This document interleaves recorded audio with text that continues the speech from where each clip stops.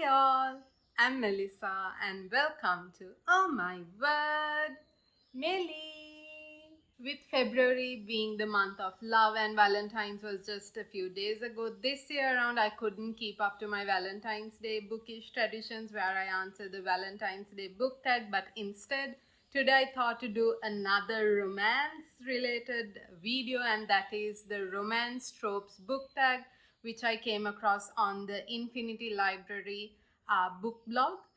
And I just loved the prompts, and it was just talking about all romance books and tropes just felt ideal for this month. So let's see what are all the romance tropes that I love in this video. Love at first sight, a book you fell in love with almost immediately. So for this, for these prompts, I had to go through all the books that I have read so far and just come up with answers, because I just loved a lot of books that I have read over the years. But a book that I immediately fell in love with, like as soon as I saw it, as soon as I started reading it, it has to be It Happened One Summer by Tessa Bailey. I just devoured that book, and ah I I absolutely love that book, and I just can't find any faults in that. I just totally ate it up. So that's definitely a book y'all have to read if y'all still haven't. And I just love Tessa Bailey so much. I just don't know how she comes up with these stories, because I absolutely just loved it. So It Happened One Summer by Tessa Bailey was a book that I just instantaneously fell in love with. Forbidden Love, a romantic pairing you probably shouldn't love but do. So for me, this is Cecilia and Tobias from The Finish Line, which is the third and final book of the Ravenhood trilogy by Kate Stewart. Last year, I just read that trilogy. I just binged that trilogy, because so many of my bookish friends were just recommending it over and over again, and they were enjoying it, and I really wanted to read it, and I regret that I hadn't read it even earlier. It leaves you a little bit fudged in your mind and all that, but I just ate it up. It's just morally wrong. I have to say, it's just smutty, it's spicy, it's all sorts of wrong, but you end up loving it. So it's not only the OTP or the pairing, but just the entire story. It's like you have a little devil thing here and a little angel thing on these sides, and both are like, no, this is wrong, this is right, this is wrong, this is right. But I just ate those books up as well. And like Cecilia and Tobias's pairing, I shouldn't like it. I should always root for Cecilia and Sean, but oh well, I just love them at the end of the day. Stuck Together of Forced Proximity, a book you felt pressured to read by a friend, by Bookstagram, bloggers, etc. For me, I had two books that I just couldn't pick one out of the two, and I just want to talk to you all about both books. So, one book that I felt like I was forced to read, or rather, no one like held a gun on my head and just said you have to read the book. But what I'm saying is, like, the hype and all the trends, it was trending around like Instagram, TikTok, and like everyone was talking about it. And one is The Night Circus by Erin Morgenstern. No offense, okay, if y'all have watched like my previous videos or whatever, I'm pretty sure I have spoken about this. I hated it. My god, I couldn't wait till it finished. To date, I will never pick that book up, nor a book by Erin Morgenstern. Maybe I'm missing out on something better of hers, but I just don't understand what was worth the hype. I just couldn't wait to finish it. I thought it was dragging, and it was just absolutely driving me insane. I just didn't understand that book. I just couldn't, I don't know, connect with it all. So it was just, for me, it was just absolutely horrible. That's where I am. Then I did a buddy read for The Midnight Library by Matt Haig, and at the beginning I actually liked it. I was enjoying it, and then the way the second half of the book was just crap. I know some of y'all liked it. Like most of the guys or my friends who read it with me in the buddy read, like majority of them have my opinion where they didn't like it. But then again, I know some of my bookstore friends, my bookstore family who loves it, but I just Mistaken Identity, a book that wasn't what you were expecting. And for this, I have to say The Sword of Kaigan by M.L. Wong.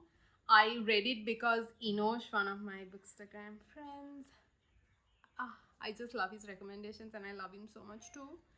He was he was so excited about this book and he just absolutely loved it, and he was going on recommending this to me, and I wanted to read it. Like I really wanted to see what was whether it was worth the hype and what's it about. And guys, I absolutely loved it. It starts off slow and I thought I'm going to hate this book, but then that we reach that peak, it picks up and you just can't let go of it. I wasn't expecting to love. I think it was more of a high fantasy. I can't recall like the genres of it, but I I absolutely loved it. I just felt as if it ended in a cliffhanger. I still feel that feeling of how it ended, and I was an emotional wreck at the end of it. I That was not what I was expecting going into this book, which is a fantasy fiction book. So just it blew my mind. If y'all still haven't read it, y'all should. If y'all are a fantasy lover, I think it had elemental magic or something sort of that, with more Asian rep in it. A strong motherly figure, a strong son. I just can't find any more words to explain it. It actually blew my head. It wasn't anything that I was expecting. It was just more. Second Chance Romance, a book or series you enjoyed more the second time around. So I was like really struggling to find an answer for this, because like I very rarely reread books or series, as a matter of fact. And the only series I have reread are Twilight by Stephanie Meyer, as well as 50 Shades of Grey series by E.L. James.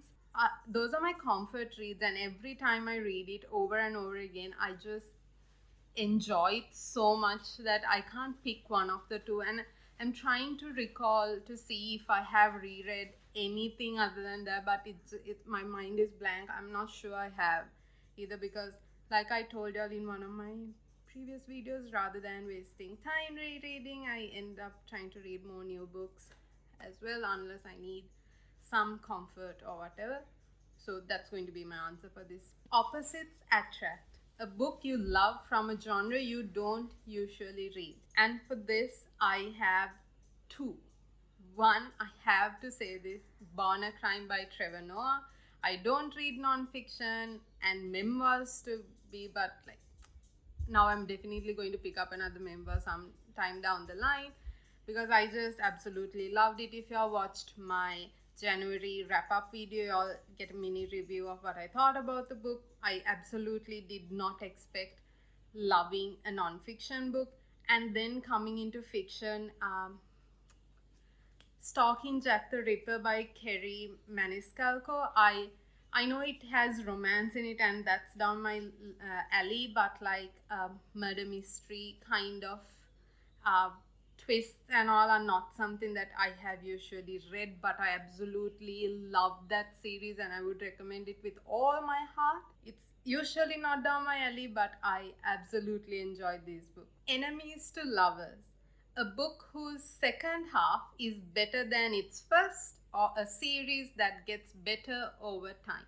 I definitely have to say Enemies to Lovers is one of my favorite tropes, and a book or a series that I thought got just better in the second time around or in the sequels definitely was Once Upon a Broken Heart and A Ballad of Never After by Stephanie Garber.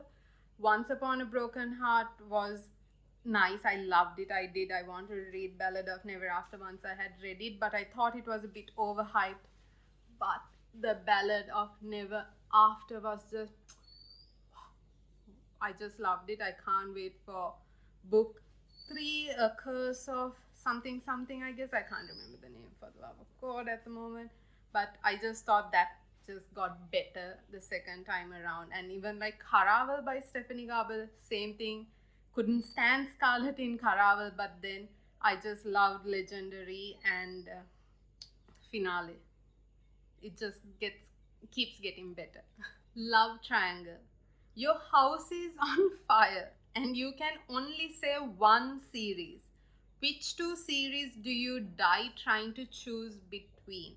I had to look at like all my books and I still am on the fence with the answer. If I am to save a series, like I don't know, I have like four things in my mind, like from all the 300 odd books that I have.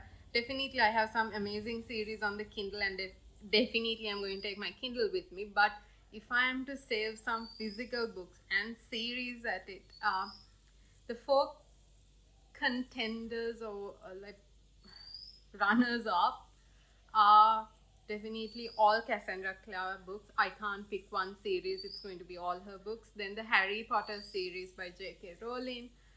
Then all Tessa Bailey's books that I own. Yeah, y'all can't see it in the video, but it's like on my shelf. And also the I Heart series by Lindsay Kelk. Those are the four. And I just can't. I don't know, like, it's like torture trying to pick one. I might. No. I might pick all Cassandra Clare books, like all 22, 3 I have of hers. Like,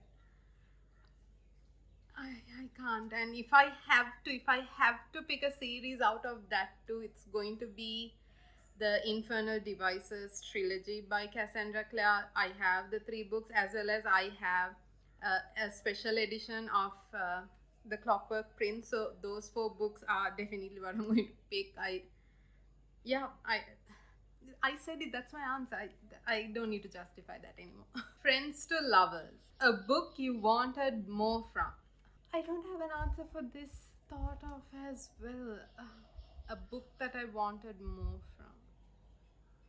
Hook, Line and Sinker by Tessa Bailey. I guess. Like, I don't know. I just wanted more out of it. And then in my head, I just keep thinking that there were some books that I thought it just didn't quite wrap up with a bow kind of thing, but I can't think of anything. Meet Cute, a book that got you hooked on romance. I have to say Twilight by Stephanie Meyer, as well as I Heart Vegas by Lindsay Kelk. So I just got the Twilight saga from my sister when I was like 15. Absolutely loved it. It was just as Twilight was released as a movie. And then before that, I had bought I Heart Vegas by Lindsay Kelk without knowing it was a series, and I absolutely devoured it. And that's where I started getting me into reading as well. Or like more actively reading. I was reading since I was small, but these two are what got me into romance. Soulmates, two characters who are made for each other. And for this, I couldn't think of anyone other than Carter Hills and April from Pink and Country by Emmanuel Snow. That's the first book from her Carter Hills Band series, and the first book of hers that I read as well. I absolutely love Emmanuel Snow's books. I love this OTP, or the One True Pairing. I know I have read so many romance books, so many pairings, but that feeling of they are for each other is so prominent, is so, I don't know, set in stone with Carter and April, that I had to talk about them for this prompt. Oh, the final question, a bonus question actually. Your favorite romance tropes and a book that features it. I absolutely love all kinds of tropes that could be there in romance, but Like the top three are forced proximity, grumpy sunshine, and enemies to lovers.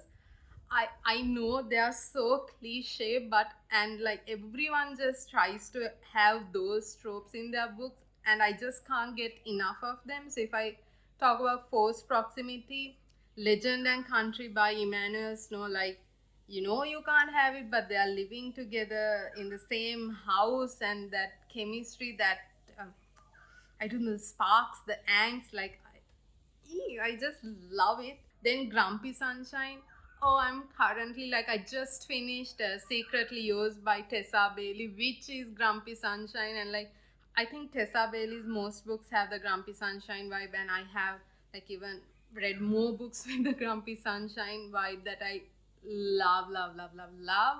So that's another trope. And finally, Enemies to Lovers, The Unhoneymooners by Christina Lauren, The Hating Game. Like, I can keep on going. Like, why would people not like these tropes? I do not understand. So those were all the romance tropes and the recommendations I had for y'all today. If y'all enjoyed this video and my recommendations, don't forget to give it a thumbs up and share this video with friends and family. And also, if y'all still haven't subscribed to my channel, I think y'all should click on that subscribe button and the little bell icon so that y'all get notified every time I post a new video. And also, if y'all are still not following me on Instagram, Goodreads, TikTok, I think y'all should, because I do post my reading updates very frequently on those platforms, and with the promises of more fun and bookish videos in the weeks to come as well. It's time for me to say bye from Oh My Word Melly.